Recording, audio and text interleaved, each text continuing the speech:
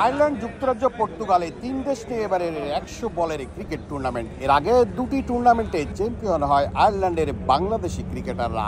লন্ডনের 7 Kings cricket গ্রাউন্ডে হতে যাচ্ছে এই খেলা। খেলা শুরুর আগে Bangladesh sports association of Ireland BSI এর কর্মকর্তারা জানান ভালো ফলাফলের প্রত্যাশা তাদের। টুর্নামেন্টের জন্য আয়ারল্যান্ড টিম নিয়ে আমরা ইউকেতে এসেছি।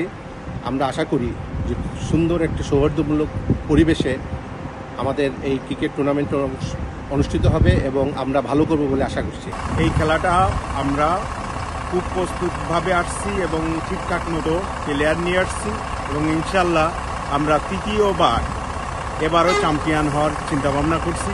ক্রিকেট টুর্নামেন্টের পাশাপাশি একটি ব্যাডমিন্টন টুর্নামেন্টেও অংশ নেবে আয়ারল্যান্ডে বসবাসরত খেলোয়াড়রা। খেলোয়াড়, কর্মকর্তা, গণমাধ্যম কর্মী, ক্রীড়াপ্রেমী সহ ৩৬ জনের একটি দল রয়েছে এই সফরে। পুরো টুর্নামেন্টের আয়োজক লন্ডন স্পোর্টিভ।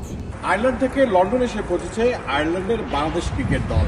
তৃতীয় শিরোপা ঘরে তোলার লক্ষ্যে এই যাত্রা তাদের সফল হোক, আনন্দময় হোক। লন্ডন থেকে সৈয়দ জুয়েল, সময় সংবাদ।